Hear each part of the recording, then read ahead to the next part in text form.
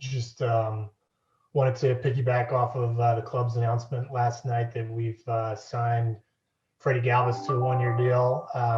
Freddie will be entering the roster in the organization as the primary shortstop for our team this year.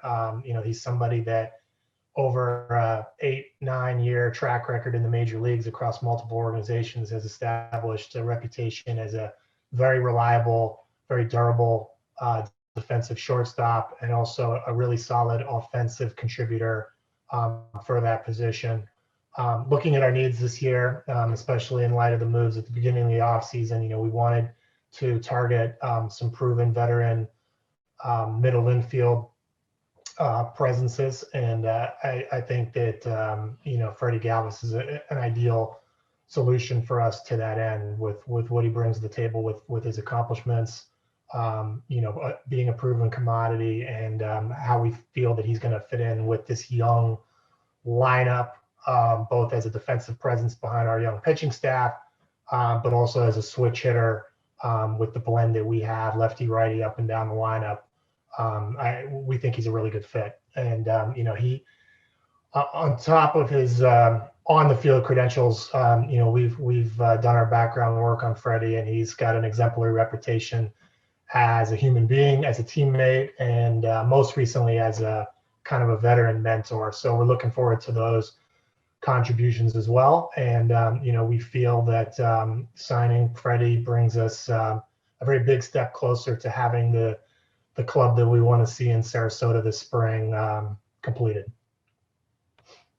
Thanks, Mike. We'll now open it up to questions. If you have a question, please put your name in the chat and we'll go through them.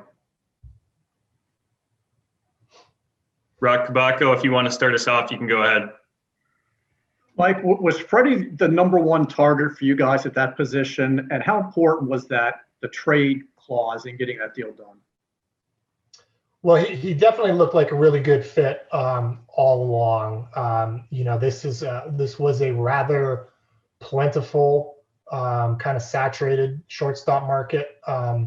And we just saw a flurry of moves last night. A lot of guys signed 1-year deals. Next year's shortstop class is going to, unless there are bunches of extensions reached, it's going to be even more so. And so, we recognize that looking for a defensive reputation, the sort of versatile presence that a switch bat brings, a veteran status, that he was, kind of a guy that fit for us, and for what our goals were for the position. So, he was towards the top of the board.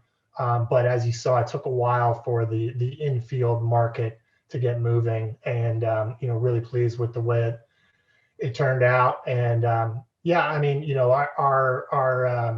hope and expectation is that he's a big contributor for us all year, and who knows, potentially beyond that. But players are always interested in enhancing their contracts, and we look for creative ways to do that when we're competing against other teams. Dan Connolly, you're up next. Go ahead, Dan. Mike, $1.5 million for a proven shortstop, veteran shortstop with a track record. What does that say about this market? Was that surprising to you, first of all, that you get him there? And what does it say about this market, even going forward with maybe your search for pitching? Well, I think we're seeing this market, despite the effects of the coronavirus pandemic, there have been a lot of activity, a lot of aggressive contracts across the league. There are going to be more. So teams, despite the struggles that 2020 and probably 2021 have put forward, teams continue to compete for talent. I think that we, as we had last year, we've got an attractive opportunity for a player like Freddy Galvis, where you come in, you're a leader on the roster, you're a starter. We've got a fun, competitive, high-profile division to play in. We've got a fun park to hit in, especially for him, a guy with some left-handed pop. People want to come be the starting shortstop for the Orioles, and I think that played to our advantage. He was very interested in our job, and I know he took it over some other opportunities. Rich Dubroff, you're up next. Go ahead, Rich. Mike, what do you think? What do you think you have to do position-wise to fortify the club over the next several weeks as spring training begins? What are you going to be looking for? Well, we feel very good about our catching situation right now going into the year. If everyone remains healthy from here to camp, we've got Severino and Cisco as the primaries. Austin Wins, Nick Chufo, whom we signed. Taylor Davis is back in the organization, so we've got a good bit of upper level depth there. I think our outfield picture is a fun, competitive picture. A lot of young guys, most of whom are on the 40-man already, which we've talked about before. We may look to add a veteran there on an NRI, but I think we're pretty content with the outfield competition going into the year. The infield picture is now coming into focus with Galvez in the fold. We may look to supplement there as well and add a little bit of more depth and competition as somebody who can back up around the diamond. We'll have to see what happens there. We're working on some things. And I think, pitching wise, we're going to keep adding, and whether, there will definitely be some minor league signings prior to camp. That we may have a major league signing prior to camp. I don't really know that yet, but we're definitely going to be adding some more pitchers. So we feel that the competition is there. I think we're very clear and consistent and transparent about the fact that this team is still prioritizing the development of our talent infrastructure, our pipeline up and down the system, and we've done a lot of work to elevate ourselves into having one of the most talented organizations, top to bottom, young talent across the league at the minor league level. But we want to have healthy competition in camp. We want to have interesting players in camp. We've got playing time and opportunity to offer, and we want to make sure that those opportunities are going to guys that it makes sense. And but with defense, up the middle defense, center field, shortstop in particular, we've also been careful every year, to try to have guys that are helping our young pitchers get the support that they deserve. So I think that's a big part of the Galvez signing. Nathan Ruiz, you're up next. Go ahead, Nathan. Hey, Mike, earlier you mentioned next year's deep shortstop class. Given this is a one-year deal, do you expect to kind of be in a similar position this time next year, looking for someone at that position, or is there someone in the organization now who you think in a year's time could maybe be ready to take that on? Yeah, I think we'll have to see. I think the one-year deal gives us that flexibility to assess things over the course of the year and next year. It looks like there are going to be a bunch of free agents. We've got some interesting young infielders advancing through the levels. The cancellation of the minor league season didn't help. But Gunnar Henderson, Jordan Westberg are doing well so far. Taryn Vavra is in the system. Mason McCoy, Rylan Bannon, who we might see this year. Caden Grenier. So we've got guys. We'll just see how they do. But this is a position where you don't want to take too many chances. So if we feel that any of those players need more time or they're not ready, we'll be looking at a guy like Freddie or others as things play out. Stan Charles, you're up next. Go ahead, Stan. Mike, what does the Galvez signing mean for Richie Martin and his chances of making the ball club this year, and in what sort of role? Yeah, thanks. I'm glad you brought that up. I actually have some news on Richie that we just learned this morning. He has a broken handmate bone in his left hand, which is different than the hand that he broke last year. This is a much less serious injury. He's having surgery in Sarasota, and we'll have that handmate removed. It's a pretty straightforward recovery. We think by early March, he'll be back to game activity. This news happened after we reached the agreement with Galvez, so it's unrelated, but certainly having signed Galvez now, I think we can breathe a little easier knowing that we're going to not be able to see Richie now for about 5 weeks. But it shouldn't impact his regular season. Might have a little later start to spring training. He's a guy that's had a very unusual career path thus far. We took him out of the Rule 5 draft He went straight to the big leagues from Double-A with the Oakland A's. Kind of kept his head above water at the big league level very impressively, and then came into summer camp last year with the shortened season, broke his hand, and ended up missing an entire year of major league service on the disabled list because of that. So this is a guy that's never played in AAA, has missed a whole year. And, it has been ever since we've taken him in the Rule 5 and satisfied the Rule 5 requirements, we wanted to take opportunities to prioritize Richie's development. And so I think this is going to, continue to kind of liberate us to do that. So whether he's on the team as a starter or a utility man, or he's in AAA, we're going to be able to do what's right by him. And we view him as a long-term piece, which is why, we took him with that pick and kept him all year. But he's had a couple of wrinkles along the way, and this is one more, but I think this is much more minor than what happened last year. Rock, you're up again. Go ahead. Mike, you mentioned a while back that the free agent market was a more likely avenue to adding players than trades. Do you see the possibility of any trades involving some of your veteran guys, and how would you describe the level of interest in those players? Trades where we're adding to the major league team, or trades where we're trading veterans for prospects? Either one, I guess. I guess I'm really talking about some of your veterans who have come up in trade rumors that could be going in exchange for prospects. Yeah, I mean, I think everyone knows that we're listening right now. We've traded a number of veterans the last few years, dating back to 2018.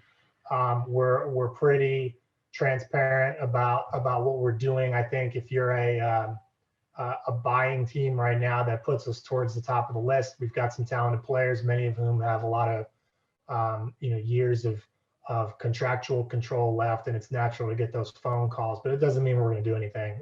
But we always do our job in terms of fielding calls, working the market, finding out what's going on out there. But I can't say that anything is likely. And in the reverse, especially, as we're looking for the shortstop job, we did dabble in the trade possibilities a little bit. But this was a pretty robust free agent class. And, we are being pretty protective of our minor league stock right now. So to us, it made much more sense when we were able to line up with Freddy Galvis to make a move like this rather than fill the position via trade. Joe Trezza, you're up next. Go ahead, Joe. Hey, Mike, did Richie hurt his hand in winter ball? I think it was just in his training. This just happened over the weekend. And it had been bothering him for a few days. And, we got it checked out in the Tampa, Sarasota area, and the MRI results just came back this morning. So they're going to do surgery to remove it. I don't think it happened in winter league competition. It may have started there, but I don't know. Steve Molesky, you're up next. Go ahead, Steve. Mike, do you consider Galvis a plus defender, and what are some specifics about his defense that you do like? Yeah, he's had a track record of being a plus defender. He's gotten Gold Glove votes. I think he's a very steady presence, and we're expecting very consistent major league quality shortstop defense from him. He's very slick. He's got a really good clock. I think his experience kind of comes through.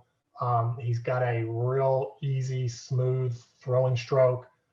He's one of the better shortstops in baseball at coming in on a ball, the slow roller, and sort of the timing and the body control that entails. I think the challenge for him, as it is with any shortstop in his 30s, is maintaining lateral range and staying healthy. And we're going to do the best we can to assist him with that with our strength and infield coaches and training staff. But he's been very durable to date.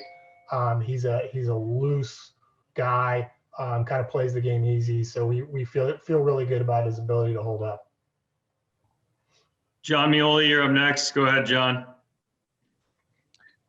Mike, to kind of follow up on Rock's question, one of the names that's come up in trade, rumors is Trey Mancini. Given what he's been through and what he means to the team, does that factor into your calculus at all when deciding what his value is?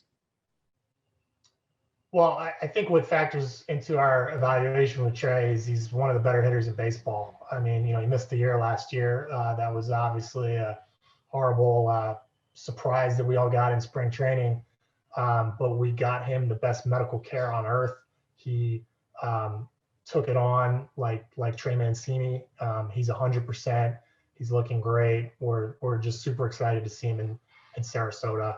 And I think he's going to go right back to hitting in the middle of our lineup and being one of the better hitters in baseball this year. And we're talking to him now about his defensive playing time. I think we're going to keep him going as an option in the corner outfield. But right now we've got a lot of with Mountcastle up, with Santander having established himself the way he did, with DJ Stewart and what he showed us last year. We got a lot of really interesting options in the corner. Yusniel Diaz could come up this year. So we want to get Trey some more repetitions at first base. And then there's obviously the DH spot too. So he's going to be a big part of our team this year, obviously. And, to be sitting here January 27th with the news we got in March and where he's at right now, we're at I think the top outcome we could have had. And I'm so proud of him and our medical staff for everything they've done. We have time for a couple more questions. Dan Connolly, you're up. You only stole my question, although I don't think I would have used the word calculus, just for the record. But I do, I guess with Trey and what you kind of had said, do you see at this moment, and obviously you got 2 months, do you see him being your primary first baseman, or do you think it will be more of a mix at this moment? Well, he can play in the outfield, so he'll be out there depending on the lineups. I think, Brandon has said that, Chris Davis is going to have to compete for playing time in the sense of, if his production remains the way it's been, it's going to be more difficult for us to play him every day by default, but, we'll look for matchups. Trey he's a first baseman by birth, so to speak. I mean, I think he played first base for his high school team. That's what he's been his whole life. The Orioles asked him to go to the outfield because of roster composition.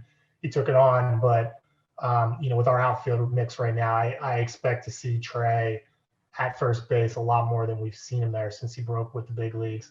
And a lot of that mix is going to be up to Chris and Trey and how how Mountcastle and DJ Stewart and Santander perform too. So there's just a lot of competition and moving parts with it, but we've got options. Final question goes to Nathan Ruiz. Go ahead, Nathan.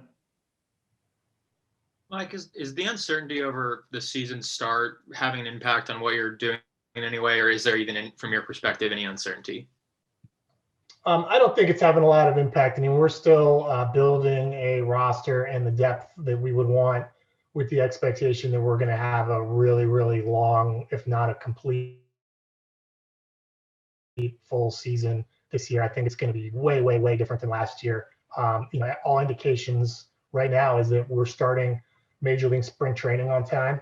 Minor league spring training and the minor league season will likely be delayed because we're not going to run those spring trainings concurrently just for space reasons at the complexes. But we're expecting to play a full season or darn near a full season. And, we see the reports, and this is a global pandemic and there are things evolving every day, and, that could change. But I think we're going to have a really long representative baseball season that's going to require pitching and injury depth and AAA depth, like a normal year. So we're proceeding with those expectations.